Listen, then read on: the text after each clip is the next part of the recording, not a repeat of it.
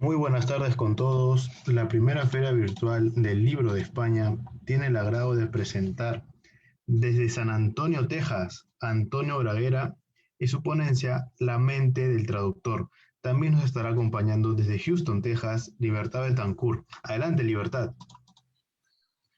Muchísimas gracias, Franco Chagaliaza Gómez, desde Perú, que es parte de nuestro gran equipo que nos apoya para hacer realidad todas estas conexiones en el mundo, no solamente en España con nuestros hermanos españoles, sino con nuestros hermanos de todo el mundo. Nosotros estamos aquí en el estado de Texas, en Estados Unidos. Nuestro querido escritor invitado del día de hoy, Antonio Graguera, él es español, pero radica desde hace muchos años aquí en los Estados Unidos. Es nuestro patrimonio cultural, así lo digo yo. Y bueno, de verdad es un ser muy querido acá con todos nosotros. Y quiero darle las gracias a los creadores de esta feria, a los fundadores, César Salvatierra y Alan Morales, por crear este espacio tan maravilloso en medio de un caos mundial que si bien nos ha venido a azotar de alguna manera, también nos ha venido a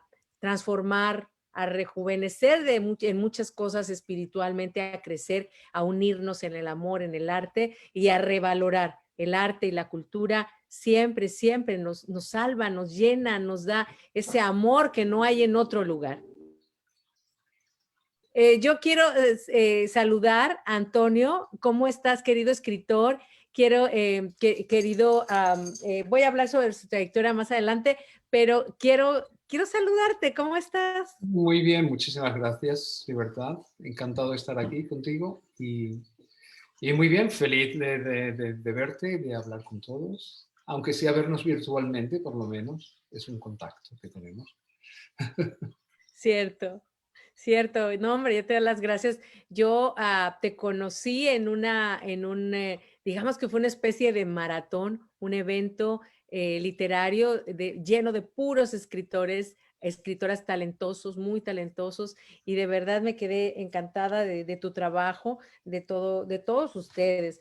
Y yo quiero hablar brevemente de quién es Antonio Graguera. Él es de Extremadura, frontera con Portugal, en el sur de España. Es doctor en lingüística por la Universidad de Massachusetts. Es profesor en el Departamento de Lenguas y Literaturas del Mundo de la Universidad de Texas, Texas State University en San Marcos. Y bueno, él también enseña cursos de morfología y sintaxis del español y enseña escritura y creativa y traducción. Bueno, yo quiero que me platiques cómo se titula esta presentación el día de hoy. Bueno, cuando me pediste un título le llamé La mente del traductor. Un poco por vanidad, supongo, es el título de una película, es La mente del arquitecto.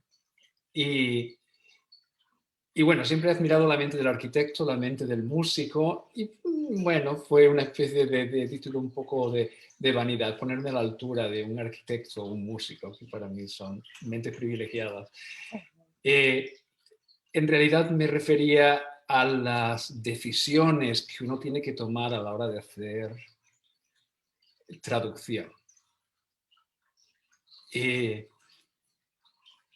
La mente del traductor hace referencia a ese proceso interpretativo que uno requiere cuando traduce un trabajo literario, que es lo que más me gusta traducir, trabajos literarios o de divulgación académica de alguna forma.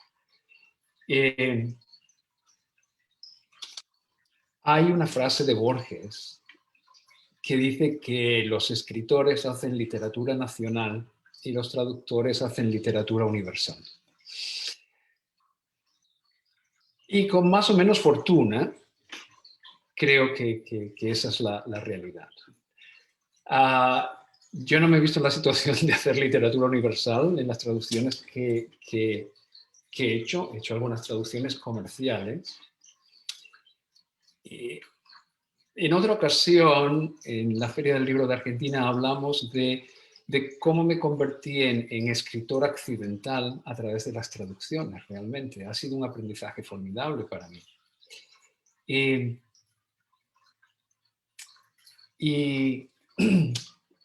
Perdón, he perdido el hilo de lo que quería decirte. Hablamos también en el pasado de las traducciones que hice de estas novelas de romance eróticas, muy comerciales.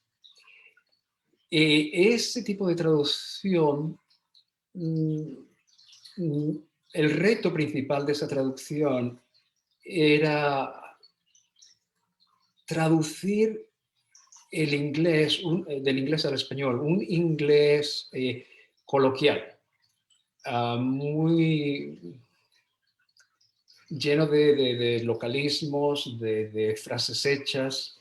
Ese era un reto, traducirlo al español con naturalidad. Y un reto aún más importante, doblemente reto, era intentar hacer un español. Esas novelas iban a ser vendidas en Amazon. Y el reto era hacer un español universal. Universal, no existe. Un español lo más estandarizado posible para que pudieran leerlo los diferentes países de habla hispana sin que les chocara demasiado. Entonces me di cuenta que en ese sentido, si yo tuviera que traducir un libro de Vargas Llosa, por ejemplo, sería mucho más fácil de traducir que estos libros. La calidad literaria es completamente diferente, pero el trabajo del traductor cuando se trata de traducir este tipo de literatura y de lenguaje es un reto increíble. La conclusión para mí fue que realmente no puedo aspirar a hacer una traducción, un español estandarizado que no tenga, que en mi caso no tenga matices españoles. Es imposible. Estos libros en Amazon se están metiendo en España, en México. No hay muchos países hispanos que tengan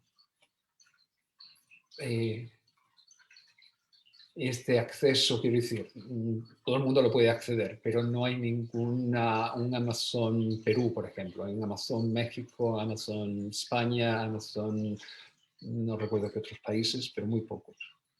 De todas formas, decidí que era imposible, neutralicé mi español lo más posible, pero mis raíces, la traducción transpira esas raíces mías en esos trabajos. Ese fue el principal reto. Lo que sí es cierto es que al final me aburrí mucho de traducir esas novelas porque son siempre iguales. Y no me suponían ningún reto. Entonces dejé eso y prefiero hacer traducciones divulgativas, traducciones literarias en colaboración con los propios autores, sin ánimo de lucro realmente. Simplemente como ejercicio artístico, intelectual, me sigue interesando hacerlo. Qué maravilloso, porque además veo dentro de tus traducciones, hiciste cosas muy interesantes que fue traducir lo de la ópera, vi algo de un libreto de ópera y también Sí. historia, ¿no? Un trabajo de investigación para la Universidad de Texas, el origen de Texas, ¿es así? El origen del nombre de Texas. Tengo que decirte que hacer la traducción de esta ópera ha sido una de las mayores satisfacciones que he tenido como traductor.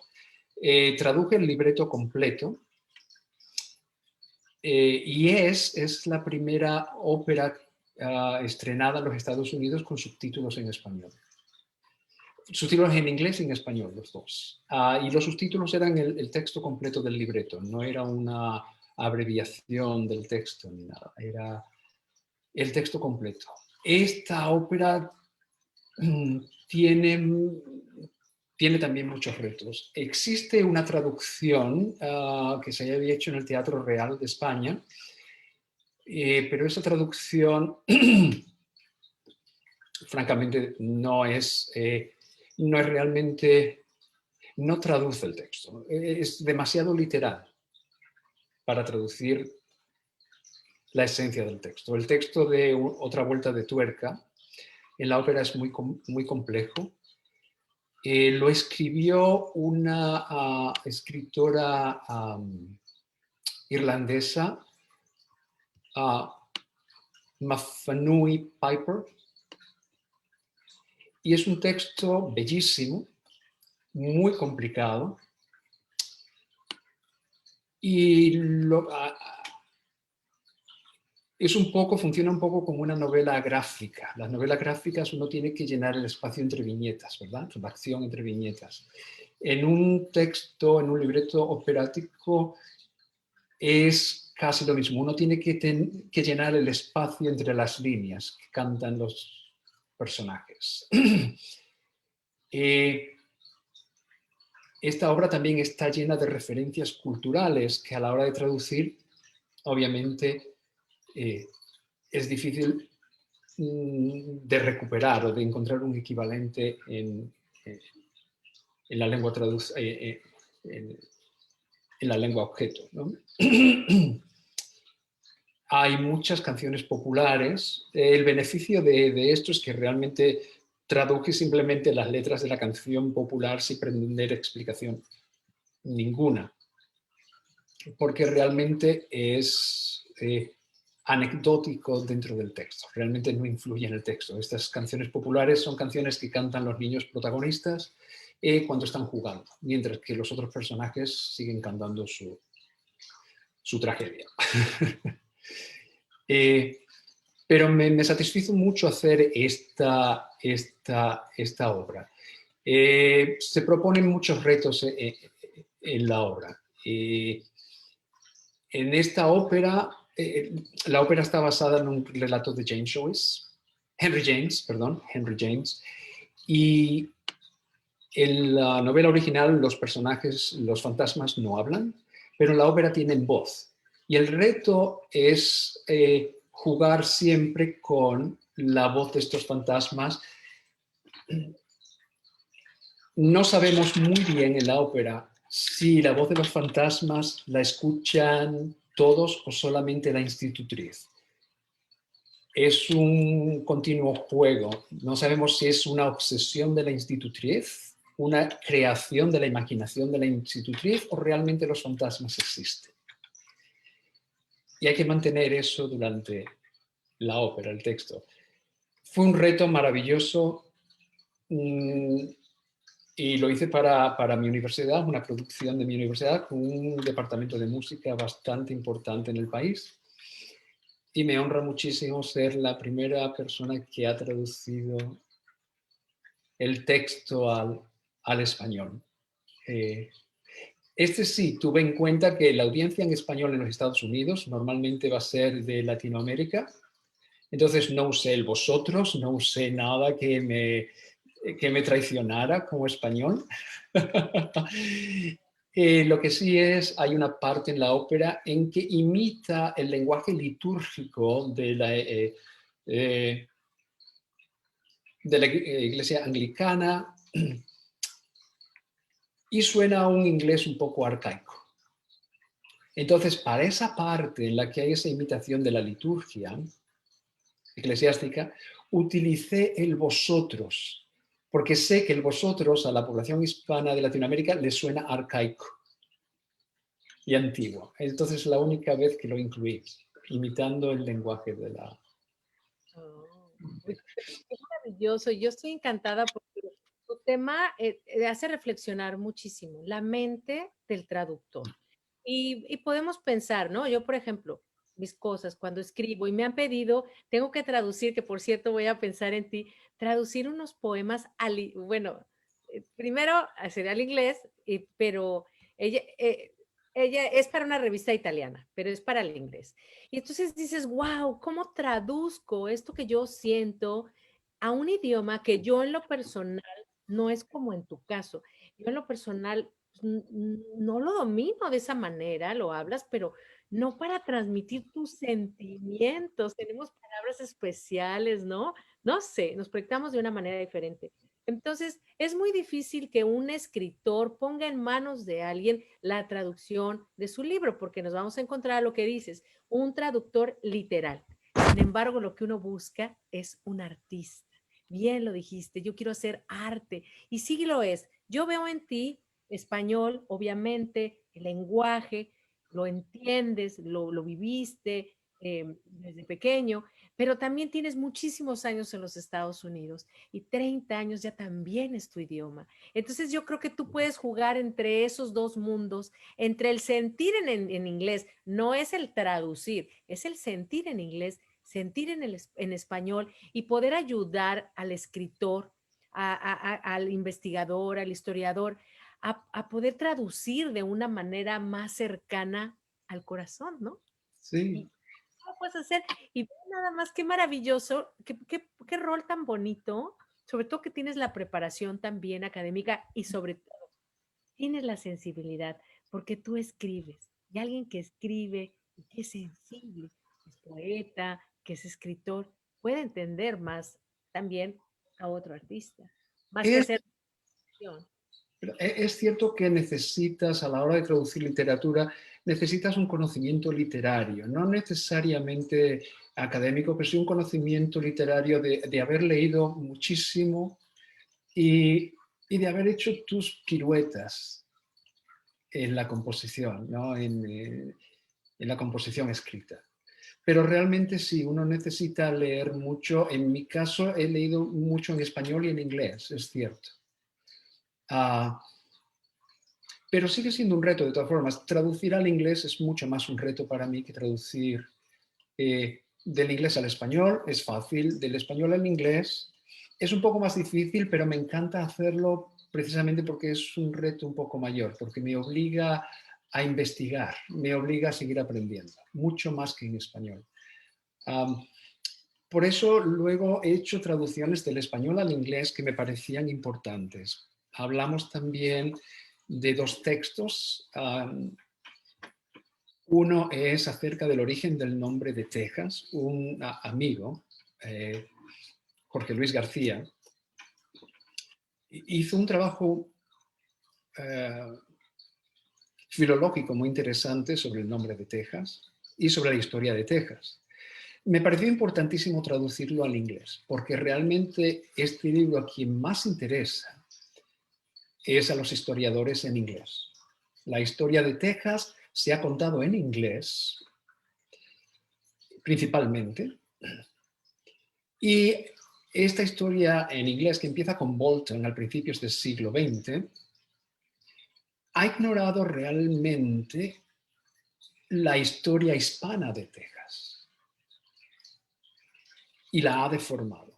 Entonces me parecía fundamental que estos libros aparecieran traducidos al inglés. Con el nombre, uno es el falso origen del nombre de Texas y el otro es la historia de la fundación de San Antonio. Cómo empieza, cuál es el origen de la ciudad de San Antonio realmente. Esa fue hecha con el motivo del 300 aniversario de la ciudad. Y bueno, también es relevante, pero sobre todo me parece muy importante ese estudio filológico que este amigo hizo del nombre de Texas. Nada está escrito en piedra con respecto a eso, pero lo que es más relevante es que pone en entredicho el mito creado acerca de cómo surge el nombre de Texas, que realmente fue la visión de alguien en inglés que presupone que el nombre de Texas viene de cierta deformación fonética, de algo que dijeron los indios, pero realmente es una deformación fonética que solo existe en el oído de una persona de habla inglesa, no en una persona de habla hispana. Interesante, qué interesante. Oye, y cuéntame, Antonio, todo esto que tú haces que tú estás interesado, nosotros nos podemos contactar contigo. ¿Cómo te podríamos contactar y en qué tipo bueno, ya has dicho que estás interesado en lo académico, en traducción Sí. académica, pero explícanos un poquito qué tipo de traducción es lo que tú estás interesado por si alguien quiere buscarte y dónde te busque. Colaboración literaria cualquiera. Me gusta hacerla y sobre todo este tipo de trabajo divulgativo. y lo hago sin ánimos de lucro, francamente. Si es como colaboración artística, con gusto lo hago en cualquier momento. Me pueden siempre localizar a mi nombre, Grajera Antonio, sí, todo junto, Grajera Antonio @ yahoo.com. Y encantado de colaborar en cualquier proyecto de este tipo. Los libros que he mencionado del nombre de Texas se pueden encontrar en Amazon y la Fundación de San Antonio también está en amazon.com. Pero bueno, eso están en español y en inglés. Realmente los lectores hispanos lo leen en español, no necesitan la traducción que hice al inglés. Y luego lo que sí me encanta es, otro trabajo que me gustó mucho hacer, te comento, y quizás me gustaría continuarlo por mi cuenta, es la música española en el barroco. Hay una gran producción musical española en el barroco, desconocida en la mayoría de los casos por el gran público, pero que todos estas orquestas de cámara, grupos pequeños que se dedican a la música antigua, lo usan mucho. Entonces, un grupo de música antigua llamado Sonámbula, ellos fueron los artistas residentes de la Sociedad Hispánica de Nueva York, contactaron conmigo porque las traducciones que existían de las canciones que ellos querían interpretar no las podían entender, las traducciones al inglés que existían de estas canciones, no las podían entender, les parecía que algo faltaba. Entonces yo vi estas traducciones y efectivamente faltaba mucho. Y traduje todo este cancionero español del siglo XVIII, principios del siglo XVIII, lo traduje al inglés. Y fue un trabajo muy bonito también, porque la traducción, ahora mi decisión fue comunicar al lector en inglés lo que dice el texto, pero con un lenguaje similar al texto, es decir, un lenguaje que en el siglo XVIII, ¿cómo sería el inglés del siglo XVIII? ¡Wow, qué bonito! Para entender esta traducción. También intelectualmente muy satisfactorio y un ejercicio fundamental. Todo este tipo de traducciones es lo que me llevó a mí a escribir, de lo que hablamos en otra ocasión. Y me llevó a escribir en inglés porque me sentía mucho más cómodo en inglés, haciendo poesía que en español, curiosamente. Oye, qué maravilloso, Antonio. Y bueno, yo veo que nos faltan como 8 minutos, pero yo no, fíjate cómo ha volado el tiempo, pero no quiero irme sin que nos leas. Yo sé, tú escoge qué nos quieres leer de lo tuyo. También me hablabas sobre una traducción de una poesía de una autora al africano, ¿no? Del africano al inglés. ¿Qué quieres compartirnos? Pues sí, esta es una poesía escrita en inglés, muy peculiar. La poesía no tiene puntuación, la poesía original no tiene puntuación. Yo hice la traducción y le he añadido puntuación simplemente para poder leerla bien. Pero me pareció una traducción fundamental. Una poesía, no fundamental, perdona, la poesía es increíble. Es desgarradora y me pareció que tenía que traducirla al inglés. Desafortunadamente no he podido contactar con la autora que me diera permiso para publicar la traducción en español, porque me parecía que la gente en España principalmente, tenía que leer la poesía. Hay un cierto movimiento xenofóbico y anti-inmigratorio. Y me parecía que la gente en España tenía que leer esta poesía. La poeta se llama Worcestershire y la poesía se llama La Casa. Voy a leer mi traducción al español y espero que comunique realmente la urgencia del texto en inglés. Es un poco largo, pero creo que lo acabo en 7 minutos. Nadie sale de su casa, a menos que su casa sea la boca del tiburón. Una solo corre hasta el borde cuando ve la ciudad entera correr también. Tus vecinos corriendo más deprisa que tú, el aliento sangrando en sus gargantas. El niño con el que fuiste a la escuela, el que te besó hasta el mareo detrás de la fábrica, sostiene un arma más grande que él. Una solo deja su casa cuando su casa no la deja estar. Nadie sale de su casa a menos que la casa te persiga. Fuego bajo los pies, sangre viva en las entrañas. Es algo que nunca pensaste hacer antes de que la cuchilla te marcara amenazas en el cuello.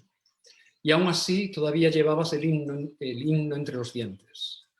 Solo destruir el pasaporte en un baño del aeropuerto, sollozando con cada bocado de papel, te dejó saber que ya no volverías. Tienen que entender que nadie pone a sus hijos en un bote a menos que el agua sea más segura que la tierra. Nadie se quema las palmas debajo de un tren, debajo de un carro. Nadie pasa días y noches en el vientre de un camión, comiendo periódicos, a menos que el camino recorrido signifique algo más que un mero viaje. Nadie se arrastra bajo las alambradas, nadie quiere ser golpeado, compadecido. Nadie elige los campos de refugiados o los registros desnudos con tu cuerpo abandonado al dolor o la prisión. Porque la prisión es más segura que una ciudad de fuego. Y un carcelero en la noche es mejor que un camión lleno de hombres que se parecen a tu padre. Nadie podría soportarlo, nadie tendría el estómago, nadie tendría tan dura la piel.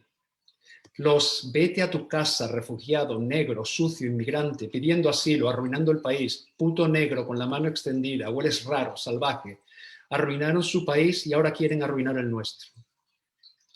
Cómo las palabras, las miradas despreciables te resbalan por la espalda, quizás porque el dolor sea más leve que un miembro descuajado, o las palabras más amables que 14 hombres entre tus piernas, o los insultos más fáciles de tragar que escombros, que huesos, que el cuerpo de tu hijo hecho pedazos. Quiero ir a casa, pero mi casa es la boca del tiburón, mi casa es el cañón de la pistola, y nadie dejaría su casa, a menos que la casa te persiga hasta la playa, a menos que la casa te diga que aligeres las piernas, dejes tu ropa atrás, te arrastres por el desierto, vadees los océanos, te ahogues, te salves, pases hambre, supliques, olvides tu amor propio. Tu supervivencia es más importante. Nadie deja su casa hasta que la casa se convierte en una voz sudorosa al oído diciendo: vete, huye de mí ahora, no sé en qué me he convertido, pero sé que cualquier lugar es más seguro que este.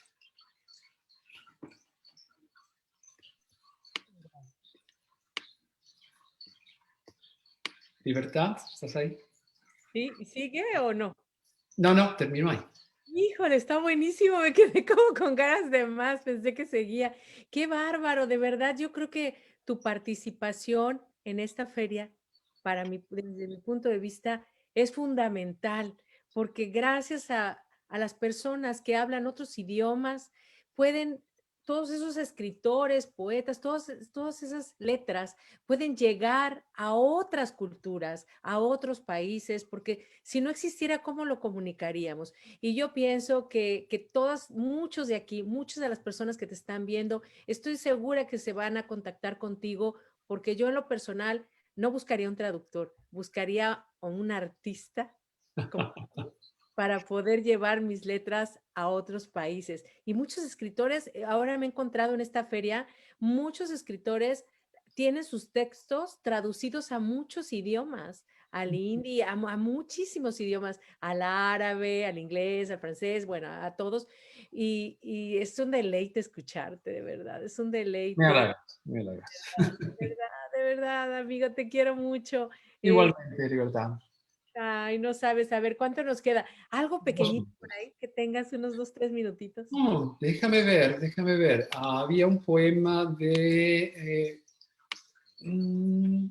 a ver si encuentro poesía amorosa en alguna parte donde lo puse. ¿Dónde lo puse? Me cojo un poco desprevenido aquí. Espérate. Esa es la mente del traductor, señores, imagínense. Es una labor de tratar de meterse entre las heridas, la alegría, la nostalgia del escritor. Aquí tengo se llama I Love You, el original I Love You, te quiero, de Ella Wheeler Wilcox. Dice, adoro tus labios mojados de vino y enrojecidos de deseo incontenido. Adoro tus ojos cuando su mirada enamorada se ilumina con fuego apasionado. Adoro la tibia carne de tus brazos, tocando con su abrazo la mía. Adoro tu cabello cuando sus hebras se tejen con tus besos en mi rostro. No es para mí el beso frío y tenue de un invertebrado amor virginal. No es para mí la dicha nibia de los santos, ni el corazón de una paloma impoluta. Pero dame el amor que se da libremente y que se ríe de la mirada del mundo, con tu cuerpo entre mis brazos, tan joven y tan cálido, que prende fuego en mi corazón. Bésame dulcemente con la tibia humedad de tu boca, aún fragante de vino rojo, y di con un fervor nacido del sur, que tu alma y tu cuerpo son míos. Estréchame en el calor de tus brazos jóvenes, mientras las estrellas brillan pálidas en lo alto, y viviremos nuestra juventud entregados al disfrute de un amor vivo. Wow. ¡Qué manera de cerrar! Ay, Antonio, qué hermoso, de verdad.